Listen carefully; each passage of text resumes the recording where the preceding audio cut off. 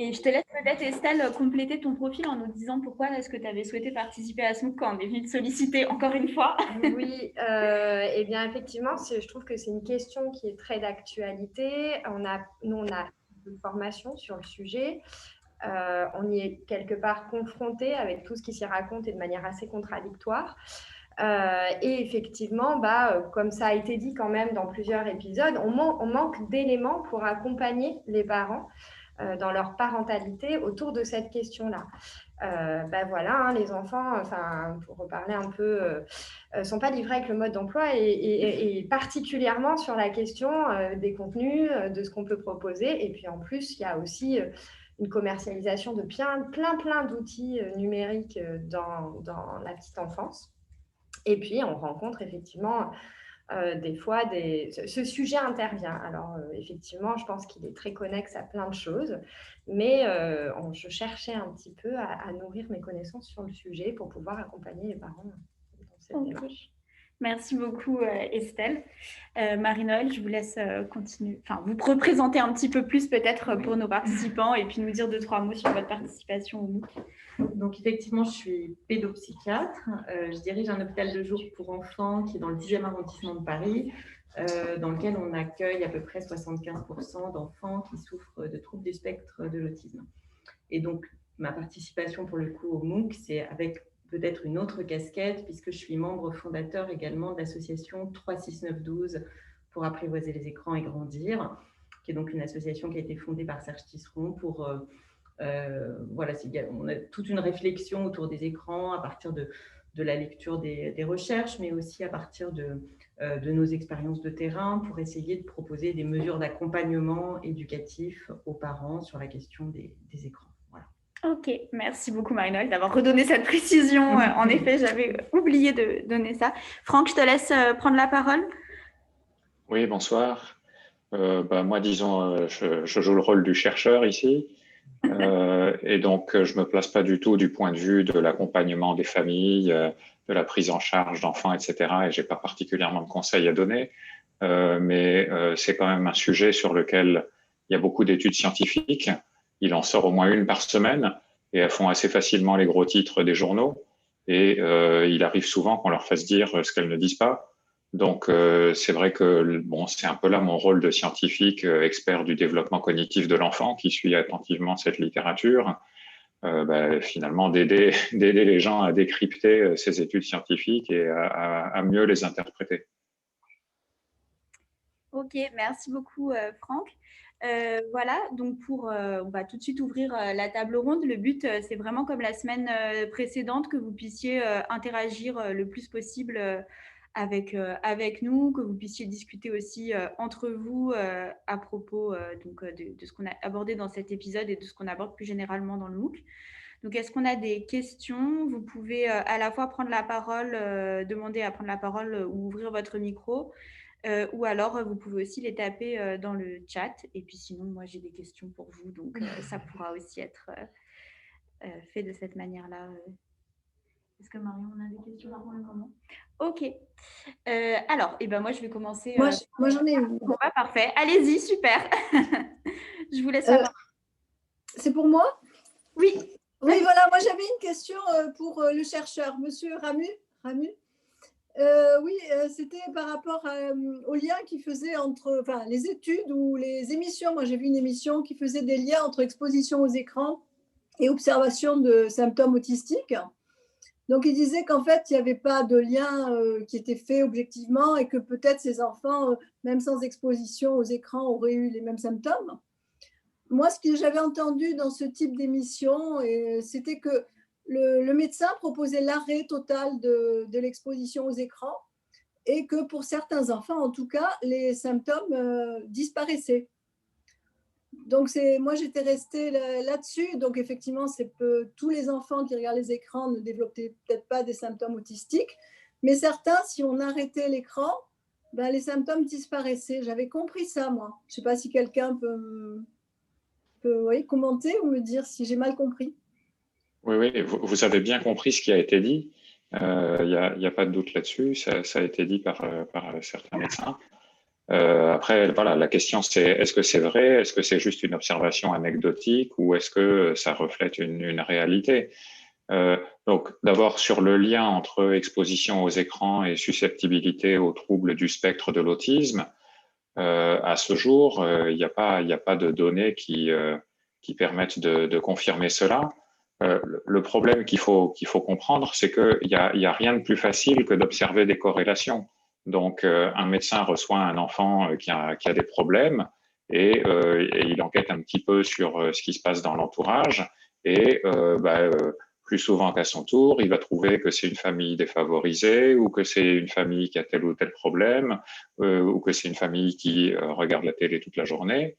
Et donc voilà, on découvre une corrélation sur un cas, sur 2 cas, sur 3 cas, mais cette corrélation permet jamais de prouver un lien de causalité. Ce qui manque, c'est la condition contrôle en quelque sorte, c'est-à-dire les enfants qui sont exposés aux mêmes conditions, qui ont le même genre de famille, mais qui vont bien et que du coup ces médecins-là ne les voient jamais.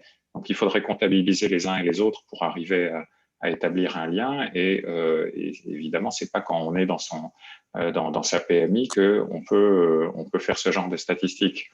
Donc c'est pour ça qu'il faut être prudent avec ce genre d'affirmation. Et alors après, voilà, on fait une recommandation, on arrête les écrans, et puis dans certains cas, ça marche, ça a l'air de marcher, c'est-à-dire dans certains cas, on fait une intervention, on dit couper les écrans, et puis l'enfant a l'air d'aller mieux. Dans certains cas, l'enfant n'a pas l'air d'aller mieux, mais on prête moins attention à ce cas-là. Donc là, c'est pareil, il faudrait faire des statistiques, comptabiliser les effets qu'ont l'interruption des écrans sur tous les enfants. Par comparer à un groupe contrôle pour qui on n'interrompt pas les écrans.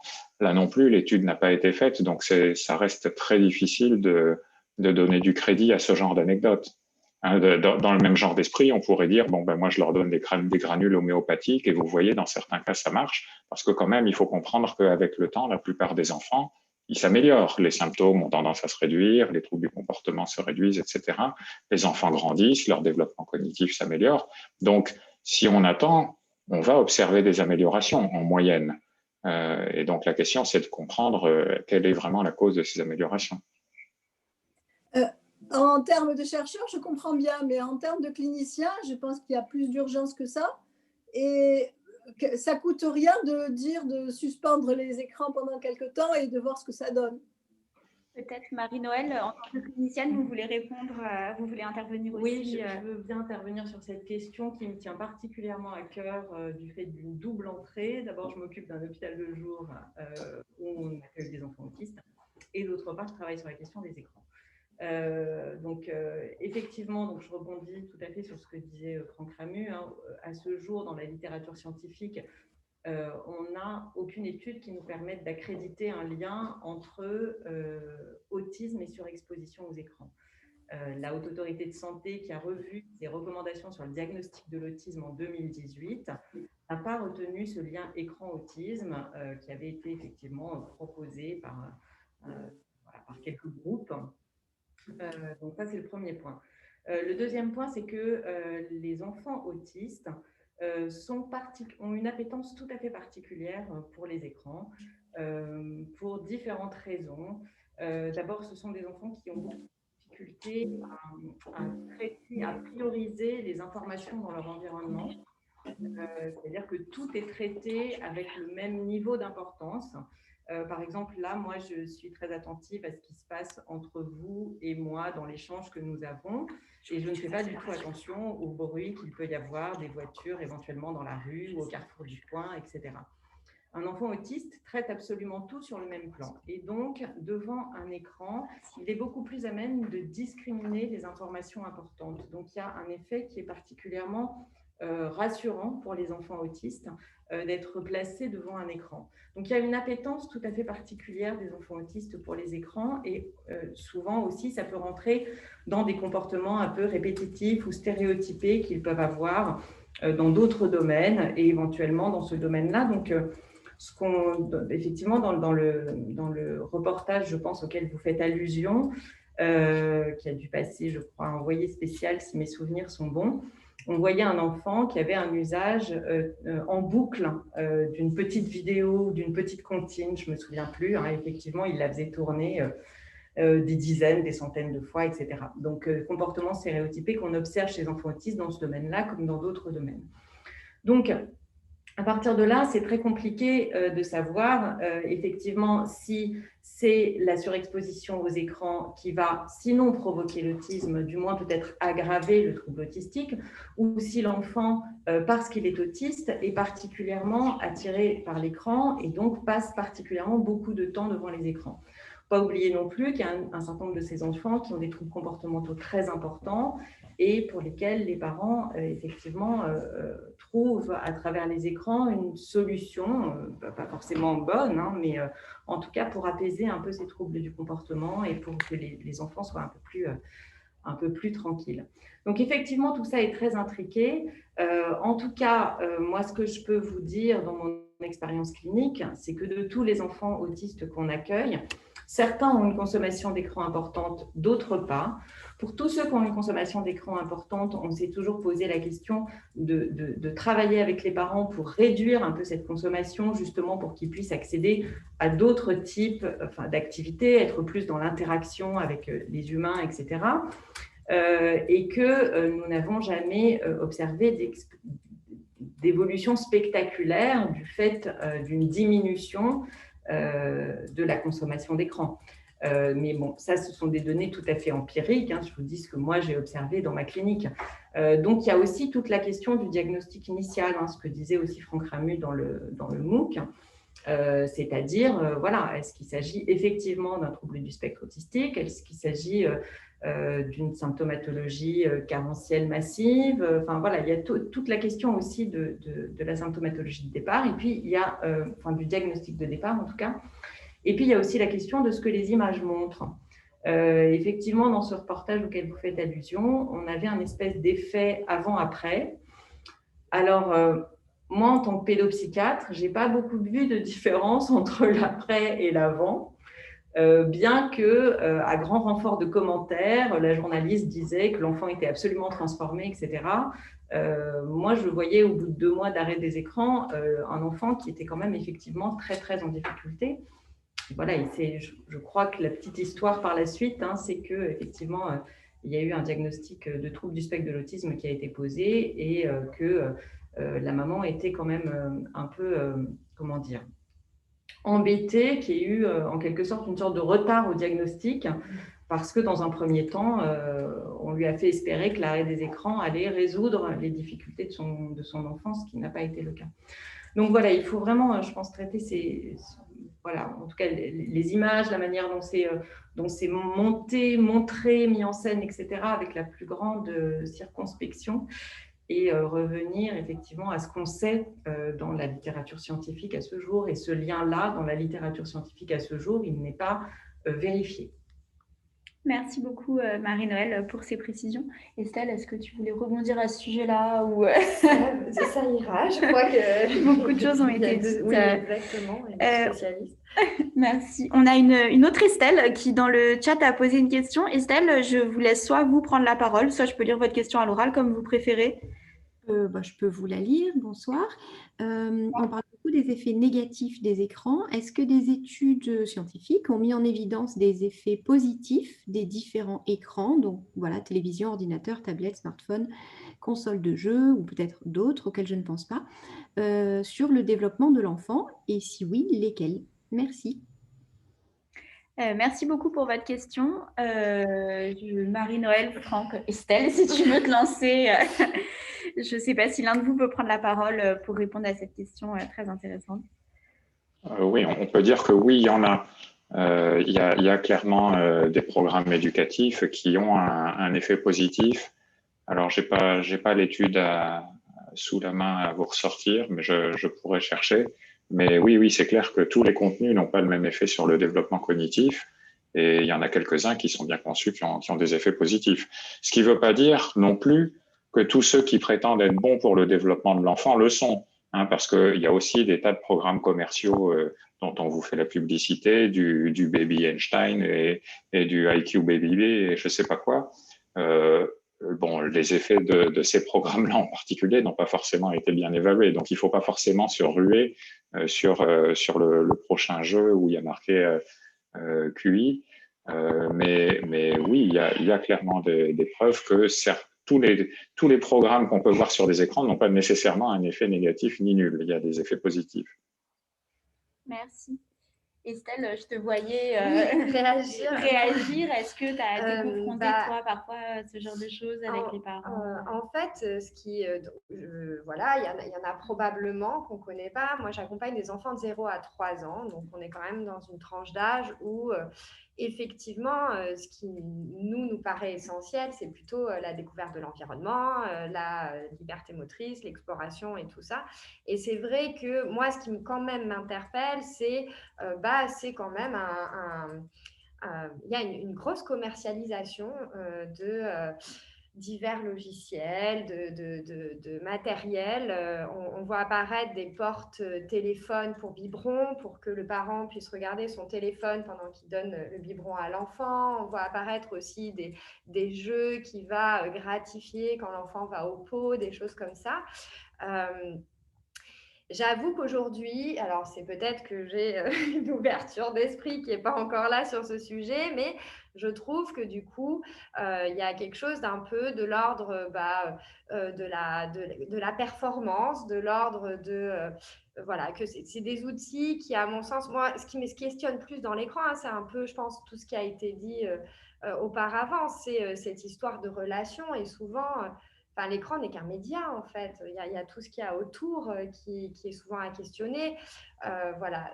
Du coup, et en même temps, je vois des parents qui sont pris par leur travail, qui sont pris par un rythme important et où l'écran devient un outil très, très utile.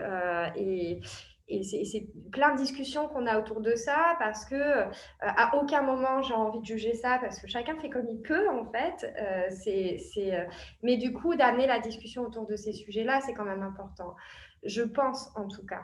La propreté, à mon sens, va difficilement s'acquérir uniquement avec un petit jeu qui va te gratifier quand tu vas au pot. L'air de rien, donner un biberon en regardant, enfin la relation, le regard. On voit aussi l'importance capitale en ce moment, on le vit vraiment très très fort, de l'importance capitale de ce regard dans la relation, dans la communication. Voilà. Et si moi, il y a quelque chose que je pourrais trouver délétère, c'est que cet écran remplace la relation ou après, encore une fois, un parent, des fois, a besoin aussi de pouvoir s'évader et clairement, l'écran peut être des fois des solutions… Voilà, c'est très compliqué. Je trouve que c'est très complexe comme sujet. Il y a de la nuance à mettre de partout et chaque situation est différente aussi. Mais voilà, effectivement, pour l'instant, moi, j'ai pas vu quelque chose de positif autour de la notion d'écran, mais peut-être qu'on le découvrira plus tard, quoi. Voilà. Merci beaucoup. Et alors, pour ceux qui ont suivi l'épisode 2, vous avez peut-être fait le lien entre ce que nous disait Estelle sur les parents donc, qui peuvent être absorbés par leur téléphone portable pendant qu'ils donnent le biberon, avec cette notion de technoférence parentale qui nous avait été présentée par Marie-Noël d'ailleurs dans l'épisode précédent. Donc voilà, vous pouvez faire peut-être un peu le lien entre les deux. Marie-Noël, est-ce que vous vouliez compléter par rapport à cette question donc, que je reprends, qui était est-ce qu'on a aussi des effets positifs de l'utilisation des écrans Oui, alors juste, effectivement, là, sur la tranche d'âge sur laquelle on est, là, c'est tout petit, voilà, les effets positifs, ils sont effectivement assez restreints. Et alors, c'est aussi ce que disait Olivier Duris dans le MOOC, c'est-à-dire tout dépend aussi comment l'écran est utilisé, c'est-à-dire que s'il est utilisé… Si une tablette numérique est utilisée pour jouer avec un adulte dans une boucle relationnelle, etc., dans ce cas-là, on a les bénéfices effectivement qu'on a avec un autre type de jeu. Donc, il faut que ça reste en temps limité. Enfin, voilà, c'est toujours les mêmes recommandations. En revanche, pour les tranches d'âge plus âgées, pour les plus grands, il y a quand même un certain nombre d'études qui sont faites sur les jeux vidéo, notamment toutes les études de Daphné Bavelier qui montrent des résultats vraiment intéressant sur le développement des compétences visuospatiales, sur l'augmentation des capacités de concentration, de l'enfant ou du jeune pour franchir un obstacle précis ou pour s'acharner sur une tâche précise dans le jeu vidéo. Enfin voilà, il y a tout un tas de compétences qui sont mises à jour à travers une pratique raisonnée, régulière, mais raisonnée des jeux vidéo, par exemple. Voilà. Donc là, on n'est pas sur les tout petits, mais en tout cas, voilà, il y a effectivement des choses qu'on peut objectiver comme ça. Peut-être je peux maintenant compléter ma réponse précédente, maintenant que j'ai ressorti une étude que j'avais pas sous les yeux. Donc, par exemple, une étude américaine qui a comparé l'effet du visionnage de différents types de programmes pour enfants sur le développement du langage, le vocabulaire et l'expression orale. Et il trouvait que ça dépendait des programmes. Donc, certains programmes comme Dora l'exploratrice avaient un effet positif sur le développement du langage, alors que d'autres programmes comme les Teletubbies avaient un effet négatif. Donc voilà, ça a l'air d'être des programmes qui sont peut-être équivalents, ou peut-être vous aviez déjà un avis sur les qualités respectives de ces programmes, mais bon, si on n'évalue pas soigneusement, en fait, on ne sait pas. Donc voilà, il y a des programmes qui ont un effet positif et d'autres qui ont un effet négatif. Dora l'exploratrice, toute petite, hein, c'est-à-dire on n'est pas sur la même interactivité que dans une appli de tablette par exemple, mais Dora pose des questions aux enfants et les enfants sont censés répondre. Alors le problème c'est qu'elle n'adapte pas son comportement à la réponse de l'enfant, à l'inverse de ce qui peut se passer dans une appli, mais en tout cas il y a cette petite notion d'interactivité. Effectivement, les enfants sont assez stimulés devant ce programme. Moi j'ai pu l'observer avec mes propres enfants quand ils étaient petits. Voilà. Merci beaucoup. Franck, si tu veux mettre le lien de l'étude dans le chat de Zoom, on a la chance d'avoir une communauté engagée autour de nous qui se partage assez souvent sur le forum de Fun ou dans le chat des références d'articles scientifiques. Donc voilà, n'hésite pas, je pense que tout le monde sera content d'avoir le lien. Alors, je suis les questions. Donc, nous avions Carmen aussi qui demandait quels étaient les effets positifs qui avaient été observés. Peut-être, Franck, tu veux préciser un petit peu, par exemple, dans cette étude-là, ce qui était, de quel type d'effet est-ce qu'on parle? Est-ce que c'est plutôt au niveau cognitif? Est-ce que ça peut être au niveau moteur? Quels sont les effets en question? Dans celle-ci particulièrement, c'était le vocabulaire et puis une autre mesure de langage qui était, je crois, le nombre de mots par phrase. Mais bon, voilà, tout dépend à quoi on s'intéresse et ce qu'on mesure. Et effectivement, le langage est souvent quand même une mesure cible particulièrement évidente. Il y a une étude britannique qui s'appelle l'étude Bedford qui a dû être publiée, je ne sais pas, il y a peut-être 4 ans de ça, qui porte sur 750 bébés entre 6 et 36 mois sur les usages de type tablette numérique et qui montre que dans cette population, il n'y a pas de différence de développement entre les enfants qui utilisent les tablettes numériques et ceux qui n'en utilisent pas. Et que dans la population qui utilise les tablettes numériques, il y a un petit bonus en termes de motricité fine. Voilà. Après, ce qu'on peut constater dans cette étude, ce qu'on peut comprendre dans cette étude, c'est que manifestement, ce sont quand même des usages accompagnés. Voilà, donc peut-être sur l'absence d'effet, le fait qu'il n'y ait pas de différence dans le développement des enfants, voilà, c'est aussi peut-être lié au fait que ces usages sont accompagnés, j'en sais rien.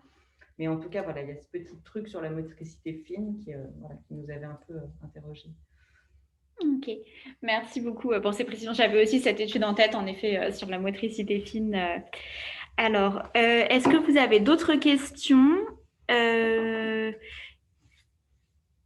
Alors, une évolution dans l'autre étude, où les parents demandent s'il ne serait pas opportun de répartir le temps d'écran entre l'école et la maison. Comment conseiller? Alors, on a une question. Uriel, est-ce que vous voulez prendre la parole ou est-ce que vous voulez que je lise votre question? Non, je veux bien lire ma question. Alors, je vous laisse la parole. C'est des parents qui posent beaucoup de questions dans nos écoles ici à Woluwe. Ils demandent s'il ne serait pas opportun de partager le temps d'écran entre la maison et l'école, parce qu'ils ont l'impression qu'il y a un temps donné pour les petits et donc l'on doit partager ce temps entre l'école et la maison. Qu'en pensez-vous? Je Je suis pas sûre de comprendre. Oui, En fait. oui. Je suis pas sûre de comprendre la question. Partager le temps d'écran entre l'école. Oui, donc ils estiment qu'il y a pour eux, donc, puisque les parents effectivement sont vraiment perdus et ne savent pas comment utiliser au mieux ces écrans, eux, ils croient qu'il y a un temps donné sur une journée, par exemple, et donc il faut partager ce temps d'écran entre l'école et la maison. C'est-à-dire, je ne sais pas moi, par exemple, vous faites 1 heure à l'école et nous, on fait 1 heure à la maison. Et donc, comment est-ce qu'on peut conseiller ses parents, puisqu'en vous entendant, c'est pas tellement le temps qui passe sur l'écran, mais plutôt la qualité de l'échange qu'on aura avec notre enfant, la qualité de la relation, le fait d'être accompagnant dans ces nouvelles technologies. Et ici, les parents, chaque fois qu'on a des échanges avec eux, ils reviennent chaque fois sur ce temps d'écran.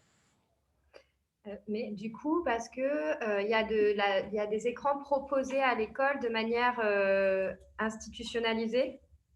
Oui, nous allons. Donc, il y a des tablettes qui arrivent dans les écoles, mais c'est plus pour prendre des. Pour moi, je leur conseille plus de prendre des photos, d'interagir avec des petites choses qui peuvent être sympas, mais de ne pas faire de la tablette un objet. Comment dire, central, c'est-à-dire qu'il n'y ait que ça. Pour moi, ça représente un outil supplémentaire dans la pédagogie et pas la pédagogie qui passe que par cet outil-là, quoi. Je ne sais pas si je me suis bien fait comprendre. Moi, ça me fait penser à 2 choses que vous dites. On dirait qu'il y a, du coup, alors, je parle que de mon ressenti, mais on dirait qu'il y a une prescription, du coup, à l'écran, de dire, et peut-être aussi, du coup, un manque de confiance des parents, ou en tout cas, une petite perte de sentiment de compétence parentale autour, justement, de la proposition de l'écran aux enfants. Ça me parle un peu de ça, d'un coup, de me dire qu'est-ce que ça voudrait dire partager l'écran à la maison et à l'école, comme s'il y avait une sorte de durée obligatoire à la journée. Oui, c'est ça. Voilà. En fait, c'est vrai que ça me parle plus de ça qu'autre chose. Je trouve que du coup, j'aurais envie de leur poser plein de questions, en fait. Du coup, plus que... N'hésitez pas, comme ça, moi, je peux poser les questions et je peux vous les renvoyer sur le MOOC. Après, effectivement, je travaille en crèche, donc on propose pas d'écran, en fait. Enfin, on propose d'autres choses pour un peu varier les plaisirs. Donc, c'est moins mon quotidien. Mais, Toi, cette idée de compétence parentale, c'est quelque chose dont tu parles un petit peu dans le MOOC, que tu as remarqué que chez les parents, ça pouvait être une difficulté parfois de se sentir en confiance. Moi, je trouve que les parents, et à juste titre, sont souvent désemparés par rapport à quoi proposer, justement, quelle durée, quel contenu et comment communiquer, par exemple. On dit il faut commenter, il faut qu'il y ait un échange et tout, mais en fait, c'est pas si simple, cette affaire-là. C'est communiquer sur quoi, comment, surtout sur les jeunes enfants où des fois, ils parlent pas forcément. Leur dire observez-le, c'est pas forcément non plus par rapport à ses réactions. Enfin voilà, c'est pas si évident que ça.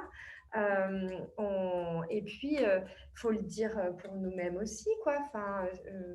Des fois ils pensent que nous on a un peu la réponse sur ce genre de choses, mais on sait pas complètement ce qu'un jeune enfant aussi reçoit complètement dans ce qu'il peut regarder par les écrans. Et effectivement, je trouve qu'il y a 2 biais en ce moment. C'est assez...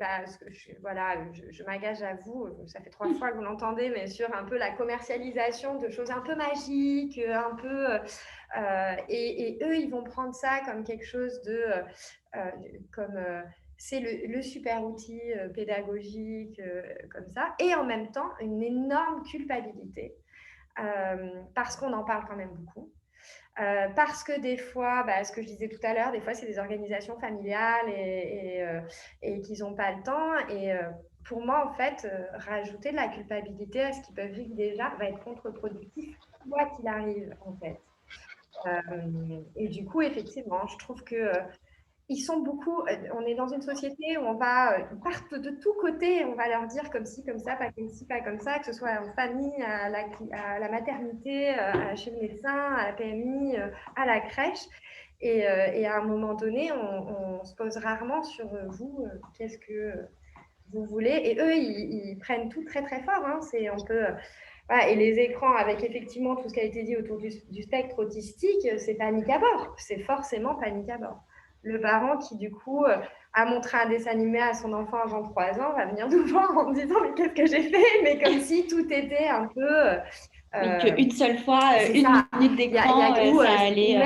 Nous, le dimanche, ils regardent quelque chose, voilà. Est-ce que c'est foutu ? Enfin, il y a un peu quelque chose comme ça, quoi. Et du coup, effectivement, moi, en tout cas, dans mon quotidien et dans l'accompagnement des familles, c'est aussi vraiment d'aller les questionner là-dessus aussi de leur permettre de se faire confiance. Mais pour ça, il nous faut aussi de quoi leur transmettre. C'est-à-dire, moi, j'ai cru comprendre, mais là, c'est les spécialistes qui pourront me dire qu'effectivement, quelque chose qui va très, très vite, avec beaucoup d'éléments, c'est pas forcément le plus adapté. On voit les enfants… Alors, en dehors de l'aspect autistique, il faut quand même savoir que les tout petits, ils sont énormément dans la répétition. Effectivement, on voit plus de répétitions quand c'est quelque chose qui est très dense, mais probablement parce que c'est juste plus de travail pour lui. C'est mon interprétation en tout cas. Je parle sous couvert de… Voilà. Et c'est plus là-dessus, en France, que sur des petites choses comme ça, qu'il faut pas très long… qu'il faut pouvoir leur donner après la main de ce qu'eux, ils désirent proposer, quoi. Parce que sinon… Non, pas du tout. C'est moi, je ouvre par rapport à ce que tu dis. Donc voilà, est-ce que Marie-Noël, Franck, vous avez des choses aussi pour répondre à cette question de donc ces parents inquiets du temps passé devant l'écran qui se retrouvent un peu perdus. Marie-Noël, je te sens prête à parler, je te laisse la parole et Franck, après, on te laissera compléter. Juste intervenir là-dessus. Sur la question de l'école, alors, effectivement, la question du temps et la question des usages, c'est en fait deux choses différentes. On peut, à temps d'écran équivalent, on peut perdre son temps ou le gagner. Et ça, c'est valable, je pense, à peu près tout âge. Donc, après, si les écrans sont utilisés, je ne sais pas, les tablettes numériques, j'en sais rien, à l'école maternelle, dans le cadre d'un travail particulier, etc., c'est une chose. C'est un usage forcément complètement différent de l'usage distractif que l'enfant va en faire, par exemple à la maison, quand il regarde un dessin animé tout seul, ou voilà. Donc, on n'est vraiment pas, on ne parle pas de la même chose en réalité. En revanche, sur le site de 36912, il ne se passe pas une semaine sans qu'on soit sollicité par des parents qui s'interrogent sur le fait que sur les pauses méridiennes, par exemple, et alors en particulier à Paris ou dans les villes, dès qu'il y a de la pluie, on met les enfants dans une salle et on leur branche un DVD.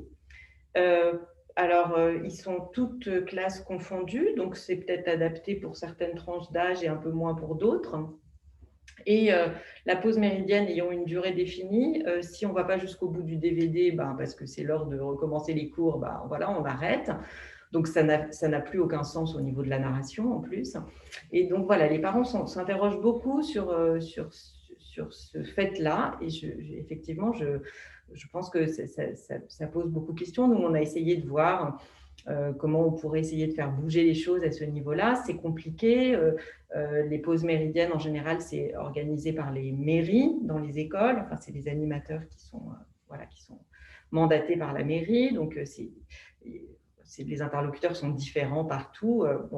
Mais voilà, en tout cas, ça, c'est aussi une question qui est différente et, à mon avis, plus préoccupante pour les parents que celle de l'usage de supports numériques dans le cadre de la classe, où là, on peut bien imaginer que c'est effectivement un usage structuré, construit, accompagné, etc. Voilà.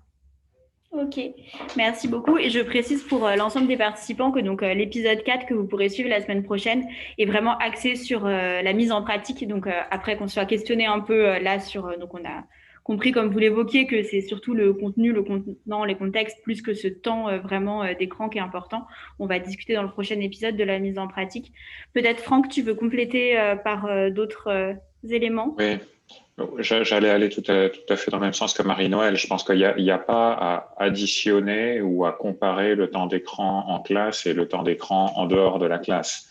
Le temps d'écran en classe, bon, en principe, évidemment, on ne peut pas exclure qu'il y ait certains profs qui mettent les enfants devant les écrans juste pour passer le temps, mais en principe, quand même, quand un enseignant choisit d'utiliser une vidéo ou une tablette, il le fait dans un objectif pédagogique bien précis. Et dans ce cas, ça a autant de valeur que d'utiliser un manuel ou n'importe quel autre matériel. Donc ça n'a pas du tout lieu d'inquiéter les parents. Et il n'y a pas de lieu de vouloir additionner ce temps-là à du temps d'écran qui serait passé devant la télé à la maison ou au centre de loisirs. Je suis tout à fait d'accord qu'on peut s'interroger sur ces usages-là, même si voilà, regarder un dessin animé une fois de temps en temps, c'est pas un problème non plus. Par contre, à l'opposé de ce que je viens de dire sur le fait que, bien sûr, le fait quand un enseignant choisit pour un objectif pédagogique donné d'utiliser une tablette ou une vidéo, ça paraît tout à fait légitime. À contrario, il ne faut pas imaginer, comme ça a été le cas il y a quelques années, que tout basculer sur le numérique, ça révolutionne automatiquement la pédagogie et ça fait automatiquement progresser mieux les enfants. Il y a eu un enthousiasme un petit peu béat pour le numérique à l'école. On a balancé des tablettes aux enfants, on a mis des tableaux numériques partout et les enseignants se sont retrouvés totalement dépourvus parce qu'ils ne savaient pas encore forcément quoi en faire. Donc, le matériel ne remplace pas la pédagogie. C'est avant tout à l'enseignant de savoir ce qu'il veut faire. Et une fois qu'il a déterminé son objectif pédagogique, alors oui, dans certains cas, des supports numériques peuvent être un véritable atout et peuvent apporter des choses qu'aucun manuel papier n'apportera. Mais il faut que ça soit réfléchi, il faut que ça parte d'un véritable objectif pédagogique. Merci beaucoup. Oui, tout à fait d'accord, Monsieur Ramus, parce que c'est ce que je leur dis. Ils veulent en maternelle mettre les TBI et je leur ai demandé quel était l'objectif et ce qu'ils allaient en faire. Et elles étaient incapables de répondre. Donc, on n'en a pas mis. Alors, je précise, si je ne me trompe pas, que TBI, c'est tableau blanc interactif, c'est ça pour Oui, tout à celles et ceux fait. qui seraient moins scolaires de l'école. Merci beaucoup. Merci pour votre question et pour la discussion qui en a suivi. Je suis le chat un petit peu. Alors déjà, Estelle, tu as été remerciée pour ton intervention sur la culpabilité des parents. Voilà, il y a des parents qui se sont reconnus là-dedans. Et il y avait d'ailleurs Timothée, vous aviez une remarque, une question par rapport au fait que les enfants sont aussi en demande des écrans, donc ce qui peut emmener de la difficulté. Est-ce que vous voulez expliquer un peu mieux ce que vous vouliez dire par là? Je vous laisse peut-être la parole. Si vous êtes toujours avec nous. Alors, je me permets de lire la remarque de Timothée. Donc, il y a aussi... Oui, Ah oui, je vous laisse la parole, pardon. non, en fait, ce que je voulais dire, mais je pense que vous l'avez bien couvert, c'est que c'était par rapport à l'école. Et bon, il y avait plusieurs choses, plusieurs éléments. C'est que d'une part, les enfants sont très en demande. Ça veut dire que, par exemple, bon, moi j'ai 3 enfants. Si jamais on leur propose, on leur donne le choix entre regarder un dessin animé ou aller dehors, très souvent ils voudraient regarder un dessin animé. Et donc, on éprouve quand même un peu de culpabilité par rapport à ça, par rapport au fait de les laisser devant la télévision ou de leur donner une tablette. Ou, vous savez, l'écran a quand même un attrait, quoi, comme nous avec le téléphone portable. Et que du coup, il est arrivé à certains moments qu'ils rentrent de l'école et par exemple, ils avaient regardé un film ou même un spectacle de danse pendant un certain moment, ce qui est bien culturellement, ça je ne le nie pas, mais du coup, moi, je ne pouvais pas m'empêcher de me dire, je ne comprends pas qu'à l'école, même si c'est dans un cadre pédagogique, ils regardent ou ils passent un temps important devant un écran. Est-ce qu'il n'y a pas plus à faire au point de vue des interactions, au point de vue, je ne sais pas, sportif ou ceci, cela.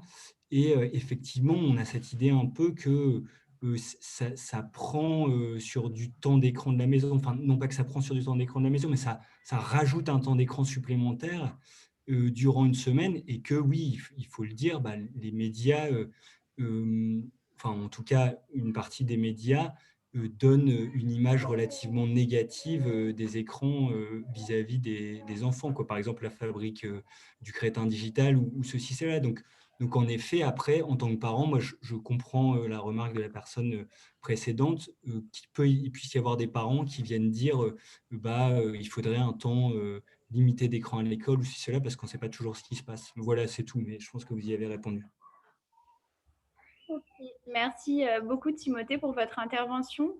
Est-ce que l'un ou l'une de vous veut réagir par rapport à ce commentaire Peut-être juste sur l'attractivité de l'écran, oui, les enfants réclament. Nous, on passe un peu notre vie dessus. Hein. Enfin, si on observe, on est tous un peu là maintenant. Donc, c'est collectif cette chose-là. Enfin, c'est juste pour dire que du coup, effectivement, on parle de l'impact sur les enfants et tout ça, mais nous, là-dedans, enfin, on est quand même très, très, très, très addicts, tous autant qu'on est, et encore plus ces derniers temps. D'accord. Je suis d'accord. Je voulais juste rajouter un petit élément. Et ça, 100% d'accord. Et ça fait partie, je pense, de cette façon de nous culpabiliser. C'est qu'on sait quand même un peu que c'est mauvais pour nous. Enfin, on a quand même ce petit sentiment du déjeuner où on va regarder ses WhatsApp, du moment où on est avec quelqu'un, mais sans être trop, etc., etc. Et du coup, on a peut-être ce côté aussi à se dire, on n'a pas vraiment envie que ce soit reproduit sur nos enfants. Enfin, vous voyez, quoi, c'est beaucoup plus précis que ça, ce que je veux dire, mais c'est qu'on sent quand même que c'est pas très bon. On passe une journée à faire des zooms ou cela. Le soir, on se sent pas forcément très bien. Et donc, on se dit, peut-être qu'il faut minimiser cette utilisation pour les enfants. Merci, oui. Est-ce que quelqu'un, Franck, tu avais une réponse par rapport à ça Disons, ce que je voulais ajouter, c'est clair que les écrans sont attractifs pour les enfants comme pour les adultes. Ça peut être distrayant et on peut s'y plonger pendant longtemps. Et du coup, ça en fait aussi, donc d'une part, il y a de la demande de la part des enfants et d'autre part, c'est bien pratique pour les parents. Ça en fait des babysitters faciles, que ce soit pour les animateurs de centres de loisirs ou pour les parents qui n'ont pas envie de passer beaucoup de temps avec leurs enfants. Donc, c'est vrai que si vous avez le choix entre allez, on sort avec les enfants, on va faire un truc dehors, ou je vous mets un dessin animé à la télé et moi, je peux faire autre chose qui m'intéresse plus pendant ce temps, évidemment, là, il y a un dilemme possible. Donc, je pense que du coup, la question n'est pas tant écran ou pas écran, c'est s'occuper des enfants, tout simplement. Et de la même manière que, oui, c'est mieux si les parents s'occupent de leurs enfants, que ça soit à l'intérieur ou à l'extérieur, et quel que soit le type d'activité, que de ne pas s'en occuper. De la même manière, c'est mieux si les animateurs de centres de loisirs étaient formés pour organiser des activités ludiques en intérieur les jours où il pleut plutôt que d'allumer la télé à chaque fois. Oui, sans doute, ça serait profitable. Donc, c'est plutôt que ça devient une espèce de truc par défaut et une solution de facilité. Et comme c'est une solution de facilité, si ça peut s'enchaîner beaucoup de fois dans la journée. Merci beaucoup, Franck, d'avoir complété. On a une question qui vient, si j'ai bien compris, de la salle, ici où nous sommes, qui peut-être fait écho à ce que tu dis à un moment dans le MOOC, Franck, et ce qui est expliqué par plusieurs personnes, qu'il faut bien différencier ce qui est une corrélation de la causalité et qu'il y a peu d'études qui montrent des liens de causalité. Qu'est-ce qu'on pourrait imaginer, qu'est-ce qu'il faudrait comme étude pour montrer des liens de causalité? Peut-être Franck, Marie-Noël, si l'un de vous veut expliquer ce qu'il faudrait faire et pourquoi on ne peut pas le faire facilement. Franck saura mieux, je pense. Parfait, Franck, on te laisse la parole. C'est une question très compliquée. Hein. Oui, la meilleure expérience qu'on pourrait faire, ça serait de faire une intervention où on divise aléatoirement des enfants en deux groupes, ceux à qui on va augmenter le temps d'écran et ceux à qui on va réduire le temps d'écran, ou ceux à qui on présente les programmes A et ceux à qui on présente les programmes B. Et en l'occurrence, c'est ce qui a été fait dans certaines études, mais on comprend bien que ça peut être difficile d'intervenir de manière massive dans l'environnement au quotidien de l'enfant. Mais voilà, si on fait une intervention et qu'on s'assure par des des propriétés méthodologiques que les différences d'évolution entre les deux groupes d'enfants ne peuvent pas être dues à d'autres facteurs que l'intervention qu'on a faite, alors là, on approche d'une preuve que ce qu'on a montré ou pas montré aux enfants a un effet. À défaut de ça, on peut faire des études observationnelles, c'est-à-dire analyser des données dans lesquelles il y a des corrélations entre des expositions et des évolutions chez les enfants. Mais le problème, c'est qu'on ne peut pas se contenter des corrélations simples. Donc, par exemple, il y a des études, et donc il y en a une qui est expliquée sur mon blog, dans laquelle à la fois l'exposition aux écrans et le développement cognitif des enfants a été mesuré à un certain nombre de temps. Et on peut analyser les relations prédictives entre, par exemple, l'exposition aux écrans au temps 1 et le langage de l'enfant au temps 2, de même qu'on peut regarder le niveau de langage au temps 1 et si ça a un effet sur l'exposition aux écrans au temps 2, de manière à essayer de déjouer un petit peu les circularités possibles qu'il y a entre le niveau cognitif des enfants et l'exposition aux écrans. Donc ça, voilà, c'est une étude qui n'est pas interventionnelle, mais qui donne un niveau de preuve d'effet causal qui est assez bon. Voilà. Et à la fin, de toute manière, ça ne sera jamais une étude toute seule qui va permettre de dire oui, il y a tel effet ou non, il n'y a pas tel effet. Il va falloir une convergence de preuves entre de multiples études. Merci. Donc, ce n'est pas simple, hein. Ça, malheureusement, il n'y a pas de solution facile pour déterminer les liens de cause à effet. Oui, je pense que c'est un petit peu l'idée qu'on avait dans ce 3e épisode qui était assez dense. J'espère d'ailleurs que ce n'était pas trop dense. On a essayé de présenter beaucoup de choses pour montrer toute la complexité que cela va être de faire de la recherche de manière générale et particulièrement sur ce sujet auprès de jeunes enfants. Donc voilà, on a essayé d'aborder un peu toutes ces choses à comprendre entre déjà les différents facteurs. Donc le mot écran, il recouvre vraiment beaucoup de choses et qu'il faut aller chercher derrière qu'est-ce qui se cache. Et aussi le fait que voilà, la science, il y a des méthodes et qu'il faut comprendre les méthodes qui sont derrière les études pour pouvoir aussi un peu comprendre les conclusions. Et comme tu le disais, Franck, de bien aussi être vigilant au fait qu'une étude prise toute seule reste une étude toute seule et que ça va être plusieurs études mises ensemble qui vont nous permettre un peu de pouvoir tirer un peu plus de conclusions. J'ai envoyé l'article dont je parlais sur le chat. Super, merci beaucoup, merci.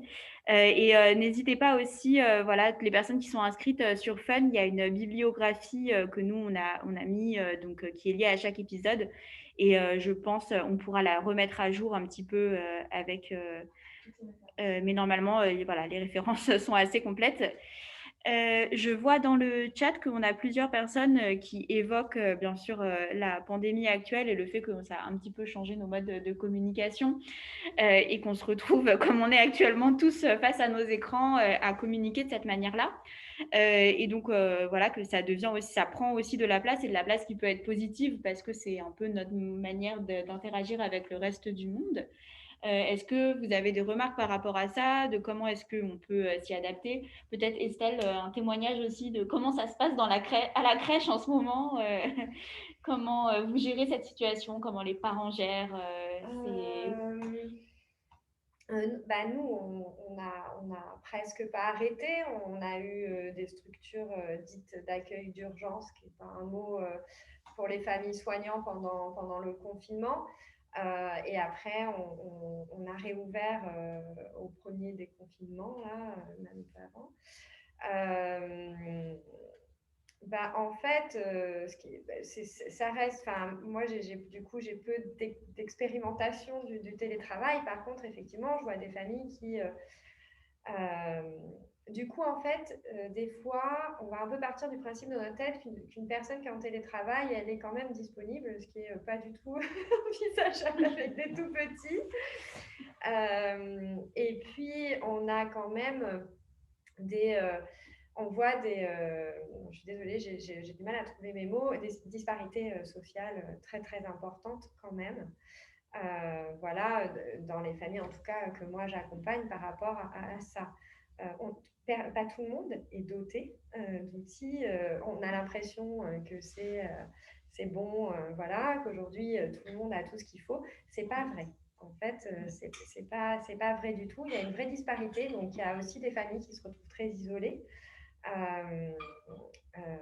Voilà. Donc, c'est quand même, je trouve que c'est quand même un sujet.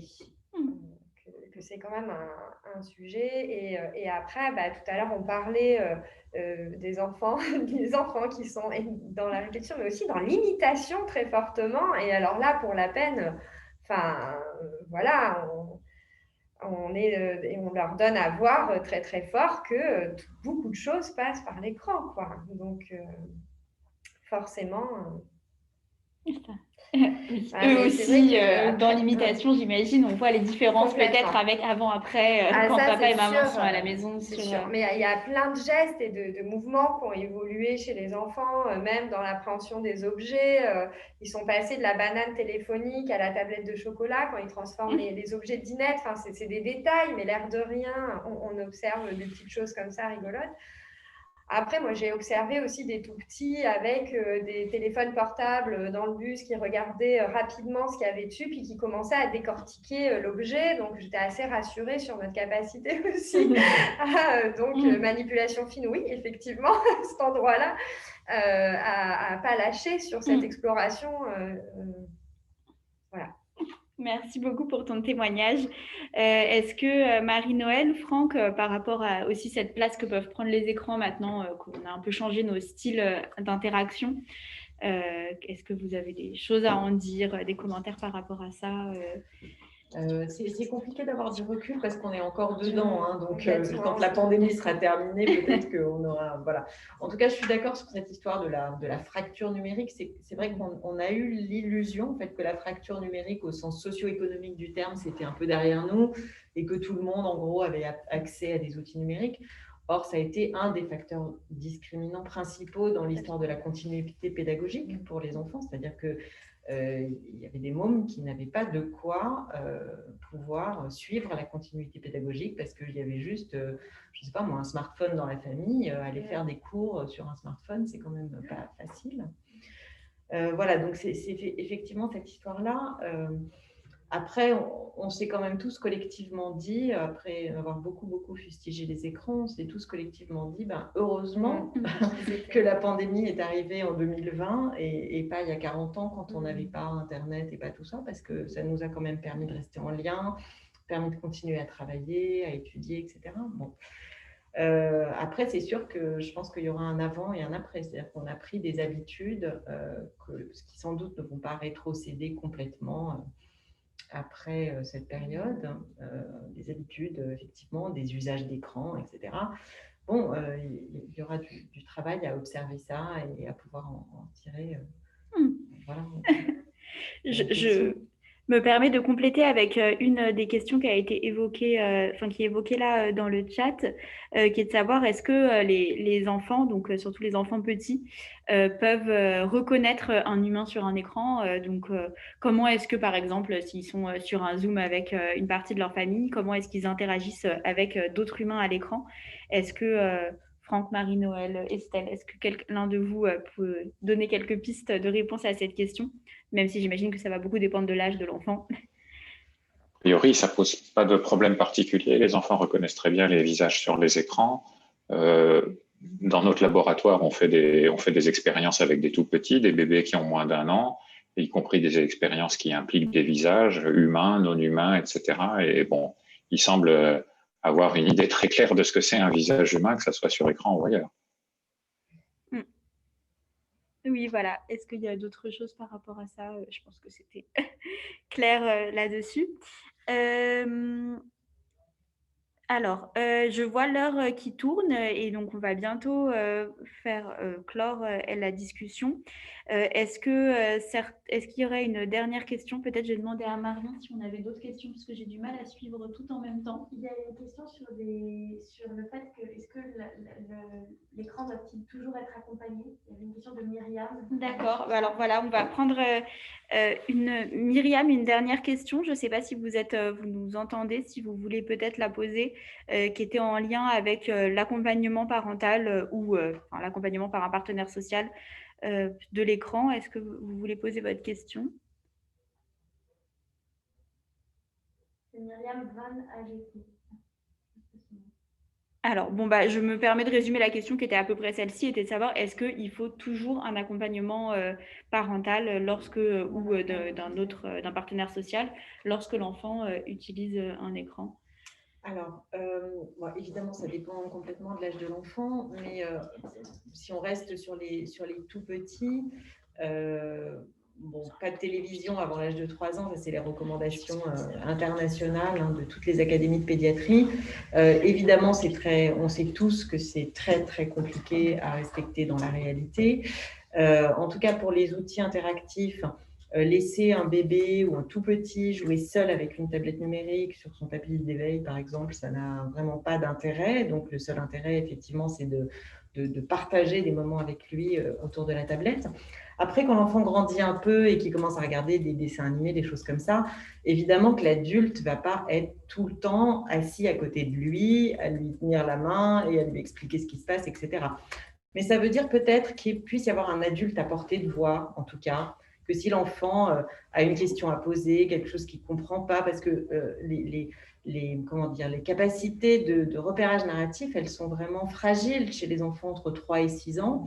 Et donc, il faut qu'ils regardent, pour pouvoir comprendre quelque chose à ce qu'ils voient, il faut qu'ils regardent des formats assez courts. C'est-à-dire qu'au bout de quelques minutes, s'ils regardent un film de Walt Disney classique de 1h30, 1h20, au bout de quelques minutes, ils ne savent absolument plus où ils en sont à l'âge de 3 ans. Ils sont incapables de suivre l'histoire, etc. Donc, il faut prévoir des formats courts. L'accompagnement, c'est ça aussi, c'est-à-dire c'est prévoir des contenus qui soient adaptés à l'âge de l'enfant et puis qu'il puisse y avoir un adulte à portée de voix pour si l'enfant a une question, etc. Et puis tout simplement reprendre les choses.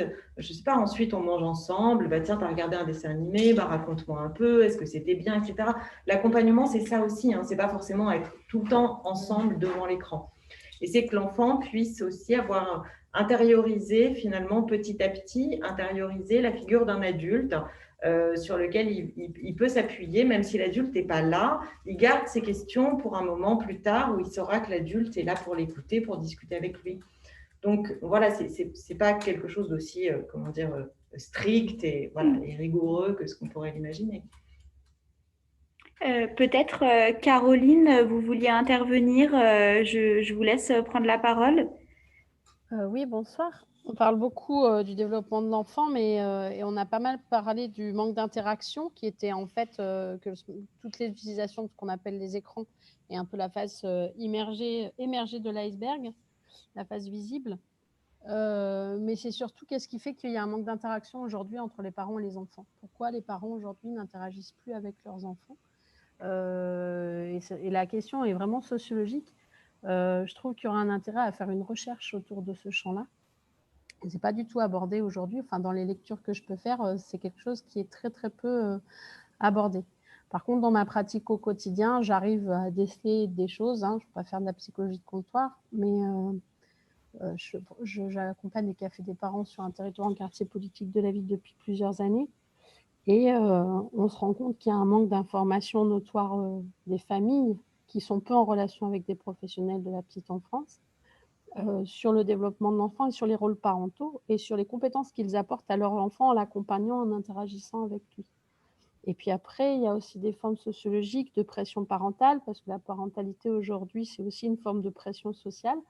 Et on questionne rarement les parents autour de tout ça, sur leur qualité de sommeil, sur l'anxiété que ça amène d'être parent, etc. Les parents sont assez isolés, en fait, dans leur pratique parentale. Est-ce qu'il y a ce sujet est-il traité? Merci beaucoup. Et donc, on a des personnes qui rebondissent un peu dans le chat. Donc, quelqu'un qui nous demande, Elsa, si on a des études qui montreraient qu'il y a cette baisse d'interaction. Donc, comme vous dites, est-ce que ce sujet est traité? Est-ce qu'on a un peu des informations à ce sujet-là? Est-ce que l'une de vous, Franck, veulent réagir par rapport à ça? Franck, on te laisse la parole. Je ne suis pas du tout convaincu qu'il y ait une tendance au fil du temps vers une baisse des interactions entre parents et enfants. En tout cas, je connais aucune donnée qui aille dans ce sens.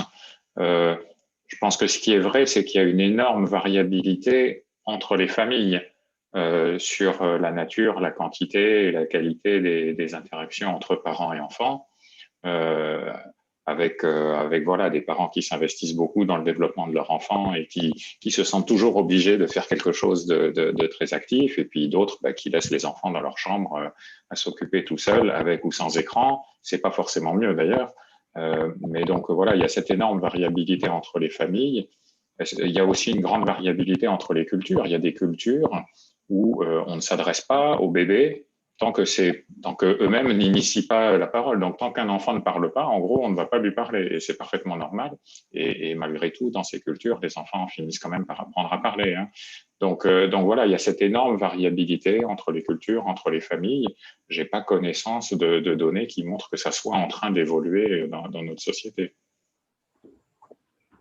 Je faisais référence à ça parce qu'il a été beaucoup fait mention que le développement du langage passait par l'interaction et le fait d'être dans un bain de langage. Et le manque d'interaction prive du coup de l'interaction avec le langage. Donc, c'était aussi en liaison avec ça. Oui, bien sûr. Dans l'interaction avec le langage est importante, hein, il y a aucun doute là-dessus, même si ça n'est pas une condition nécessaire pour l'apprentissage du langage, au moins à la base. C'est sûr que plus l'enfant interagit avec d'autres personnes, et plus il va acquérir du vocabulaire, plus il va enrichir son langage, etc. Il y a aucun doute là-dessus, hein. Donc de toute façon, je ne dis pas que c'est bien de laisser l'enfant tout seul dans sa chambre toute la journée, avec ou sans écran. Estelle, oui, je pense que quand on parlait d'interaction, qu'on disait que, en fait, c'était plus par rapport à la diabolisation de l'écran. Enfin, en tout cas, moi, la question de l'interaction, je pense que c'était juste pour dire, l'interaction est indispensable, on le sait, et que l'écran peut être facteur de manque d'interaction. Pour autant, avant l'écran, il y avait probablement autre chose à d'autres endroits, à d'autres moments, et rien ne dit que effectivement, il y a une baisse de l'interaction avec les enfants. Il me semble qu'on n'a aucune donnée. On sait que, par contre, on en sait peut-être, en tout cas, les connaissances qu'on a sur le jeune enfant tendent à se démocratiser. Donc aussi, on commence à apercevoir, il y a des choses qui sont là depuis très longtemps, mais qui ne sont peut-être pas complètement démocratisées jusqu'ici.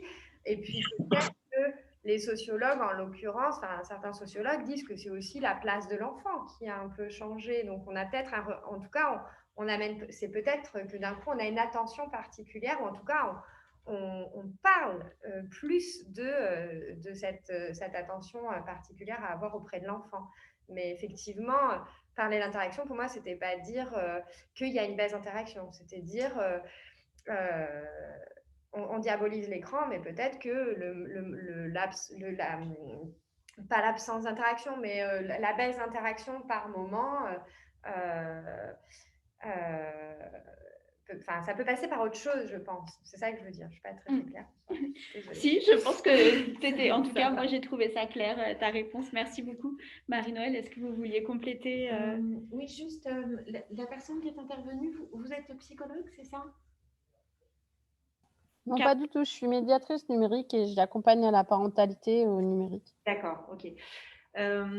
Parce que moi, je suis d'accord avec Franck Ramu. Je pense qu'il y a une grande variabilité en fonction des milieux, etc. Mais enfin, globalement, les parents d'aujourd'hui s'occupent drôlement beaucoup de leurs enfants par rapport aux parents d'il y a 50 ans. C'est-à-dire qu'on est quand même beaucoup... Alors, c'est effectivement pas pareil dans tous les milieux, et bon, ça, on est d'accord là-dessus. Mais il y a quand même une espèce de lame de fond de parents qui se renseignent, qui se questionnent, qui jouent avec leurs enfants. Il y a beaucoup de générations qui n'ont pas joué avec leurs parents, quoi.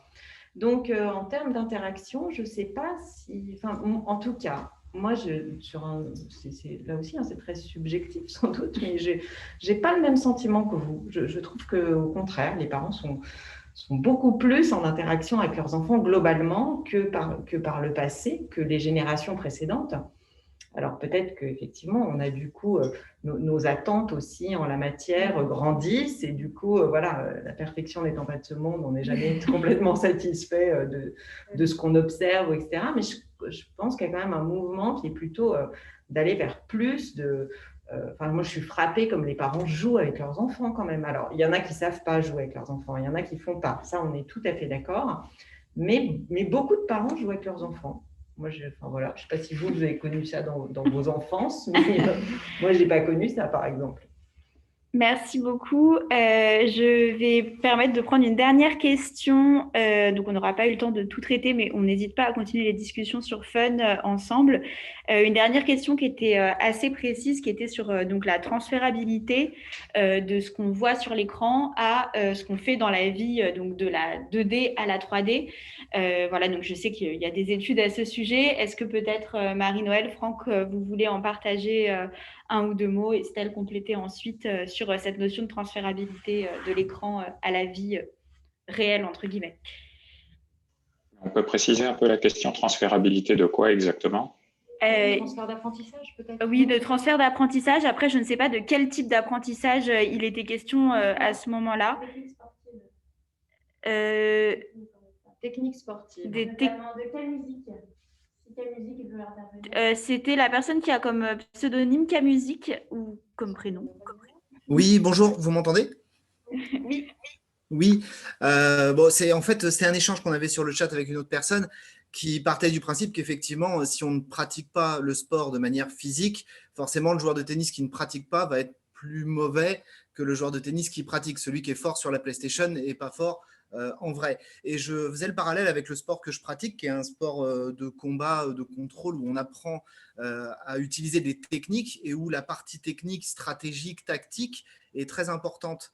Donc évidemment, la partie physique, si elle n'est pas pratiquée, je sais bien que mon corps il va pas devenir plus fort parce que je regarde un écran. Mais néanmoins, la partie technique apprise en vidéo est, elle, transférable. C'est-à-dire que si j'ai vu une technique simple qui ne nécessite pas de force, je suis capable de la reproduire directement dans la pratique. Donc voilà, je voulais qu'on essaye de séparer la partie sportive physique de la partie sportive intellectuelle. Et j'avais vu notamment que on pouvait transférer des compétences, par exemple, de pilotage de voiture ou de tir au pistolet, par exemple, depuis un jeu vidéo vers la réalité. Donc voilà, c'est pour aborder ces sujets-là. Merci. Oui, peut-être pas pour les enfants, pour le coup. Mais, on n'est plus dans la tranche d'âge 0-3 ans, oui. Non, plus tout à fait, en tout cas.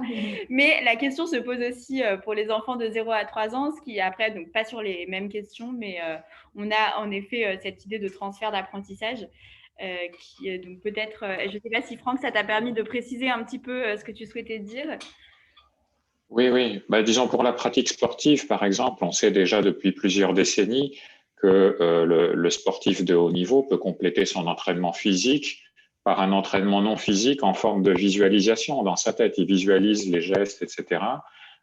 Et donc, pour cette partie-là, on peut tout à fait imaginer que certaines applications sur écran ou en réalité virtuelle permettent aussi de compléter l'entraînement. Même si, évidemment, si on ne fait pas l'entraînement physique, on ne va jamais y arriver sur le terrain. Hein. Ça coule de source.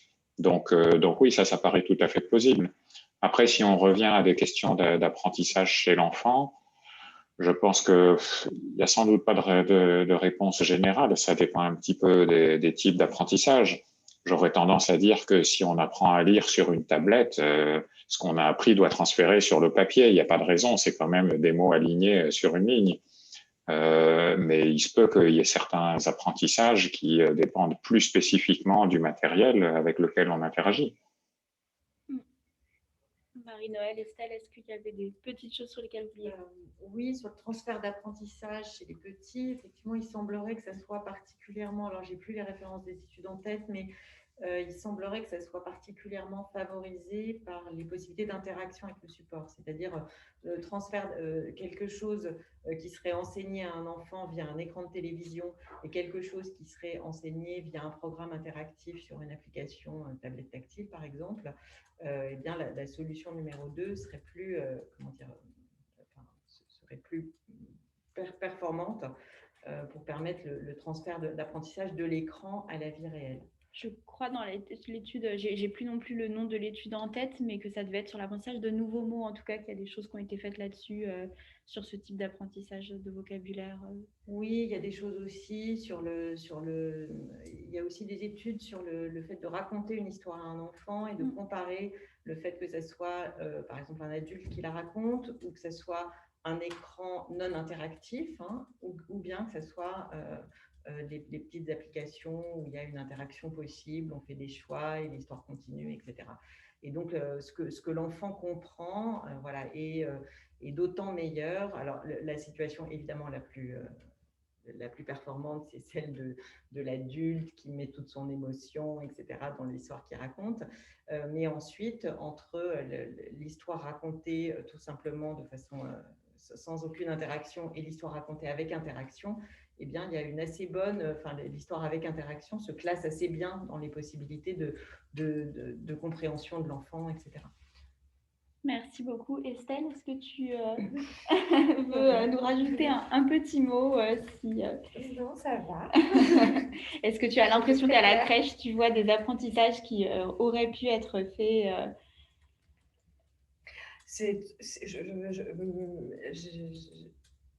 C'est très particulier, enfin, c'est assez complexe quoi, ouais, pour pouvoir... Enfin, moi, je parle beaucoup de ce que j'observe qui ne rentre pas dans des études. Enfin, on n'est pas du tout... c'est vraiment de l'observation. Alors, des fois, on fait en équipe, hein, ce n'est pas la question. Mais là, c'est vrai que c'est un peu trop complexe pour pouvoir se prononcer. Ouais. Est-ce que, alors l'heure avance et donc nous devons quitter les locaux d'ici peu. Et est-ce que Franck, Marie-Noël, Estelle, il y avait une petite chose que vous vouliez dire pour finir, quelque chose que vous aviez eu envie de partager, que vous n'avez pas eu le temps de faire et Non, juste merci pour votre invitation. Et Franck, Non, c'est bon. Merci beaucoup à tous les trois. On était ravis de vous avoir. Je pense que nos personnes qui nous suivent sur FunMOOC devaient être très contents aussi. Merci de votre temps, c'était passionnant. Et bon, pour tout le monde, merci encore à vous d'avoir été là. Et merci pour vos interventions, vos discussions. Donc, la semaine prochaine, on se retrouve, vous avez compris maintenant, le jeudi à 18h. Donc, on sort l'épisode 4 sur YouTube en première. Et ensuite, on aura une discussion sur Zoom avec d'autres intervenants. On a Olivier Grugier, Olivier Duris et peut-être une troisième personne qui sera avec nous. Merci beaucoup. Donc voilà, cet épisode 4, comme je le disais un petit peu tout à l'heure, il va concerner la mise en pratique de ce qu'on peut faire avec tous ces outils numériques.